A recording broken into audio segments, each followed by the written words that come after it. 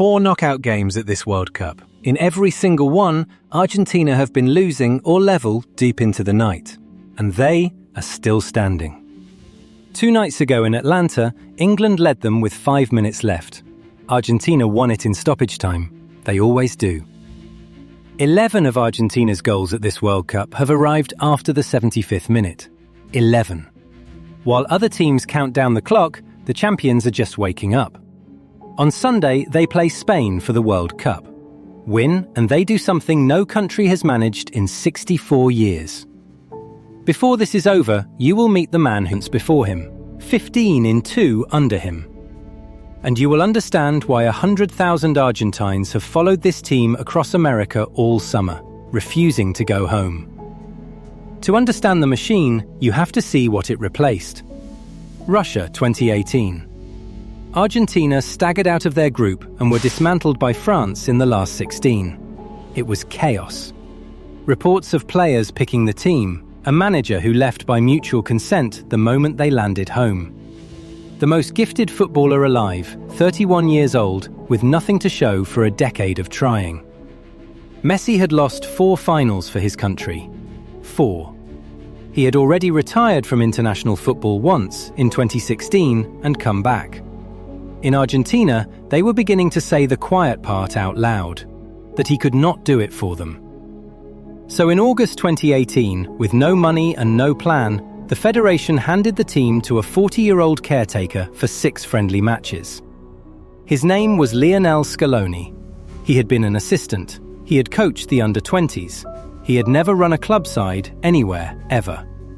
He was not the best candidate. He was the cheapest one available. The country laughed. Maradona, the god himself, said Scaloni could not direct traffic, let alone Argentina. It was not a minority view. It was the view. What happened next did not look like genius. It looked like patience. Scaloni stopped chasing names and started building a team, and the team started refusing to lose. They went 36 matches without defeat, nearly 3 years. And in the middle of that run came the night that changed everything. July 2021, the Copa América final. Brazil at the Maracanã in Rio, the most hostile 90 minutes in world football. 22 minutes. Ángel Di Maria lifted it over Edison and Argentina held on, 1-0. 16 years into his international career, Lionel Messi finally had a trophy for Argentina. Their first Copa América in 28 years. Grown men wept in the streets of Buenos Aires. Then Qatar. And the unbeaten run of 36 games ended in the opening match against Saudi Arabia. Argentina lost 2-1.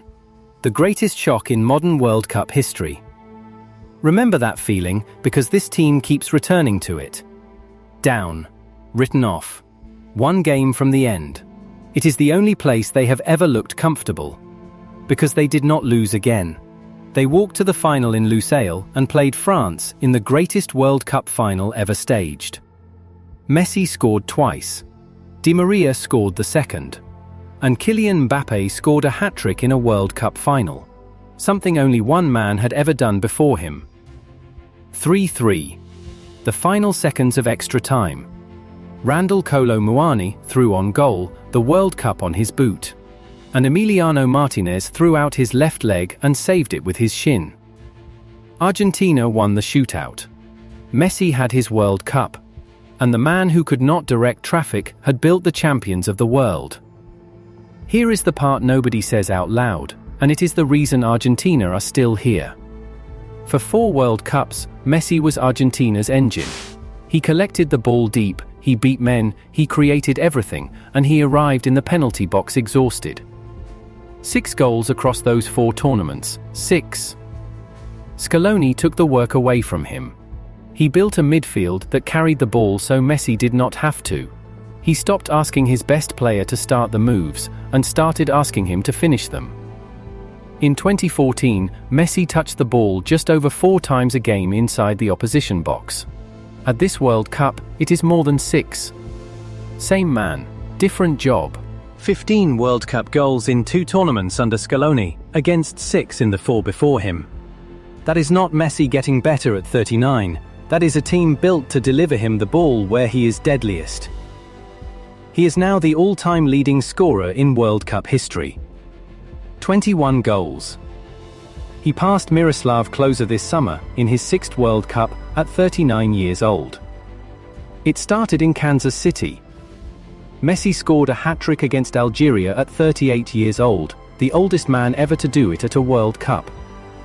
2 more against Austria, another against Jordan, from the bench. 3 games, 3 wins, and the champions looked untouchable. And then the knockouts started. And they have not had a comfortable minute since. Cape Verde. A nation of 500,000. 2-2 in extra time, and Argentina survived only because a cross deflected in off a Cape Verde defender. 4 days later, Egypt led them 2-0. The holders were 20 minutes from going out. Romero pulled one back, Messi leveled it, and Enzo Fernandez won it in stoppage time. Then Switzerland took them to extra time in the quarter-final. Julian Alvarez settled it from 25 yards. Lautaro Martinez added another with seconds left. And on Wednesday, England. A goal down with 5 minutes to play. Enzo Fernandez leveled it. Lautaro Martinez, on as a substitute, headed the winner in stoppage time with his first shot of the night. That is Lautaro's 4th of the tournament. 3 of them have been winners in the 90th minute or later. He also scored the goal that won the Copa América in 2024, in the 112th minute. The man does not score early. He scores last. Look closely at this team and you will see something strange. 17 of these 26 were in Qatar. Of the 11 who started that final in Lusail, only Di Maria is missing. He retired. Nicolas Otamendi is 38. 9 of them are the wrong side of 30. This is not a new Argentina. It is the same one, for years older, holding on, and everyone has decided this is Messi's last World Cup. Everyone except Messi. He has never said it. Asked in June, he said he will keep playing until he cannot anymore, and then he signed a contract that runs until he is 41. Which is its own kind of answer. He is not saying goodbye, because he is not finished. Only 2 countries have ever won 2 World Cups in a row, Italy, in 1934 and 1938. Brazil, in 1958 and 1962. Nobody has done it since. 64 years, 15 tournaments, and not one champion has defended it.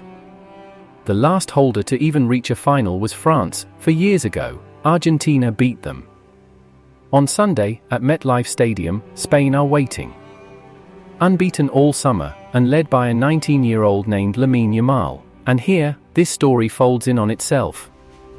In 2007, for a champion he blessed is the one standing between him and back-to-back World Cups. 1 game. A 39-year-old with the most World Cup goals in history, a manager they said could not direct traffic, and the boy he once held in his arms. Nobody knows how Sunday ends. Not you, not me, not them. If this story stayed with you, subscribe to Be on the Boots for more. The Boots tell the story, we just follow the footsteps.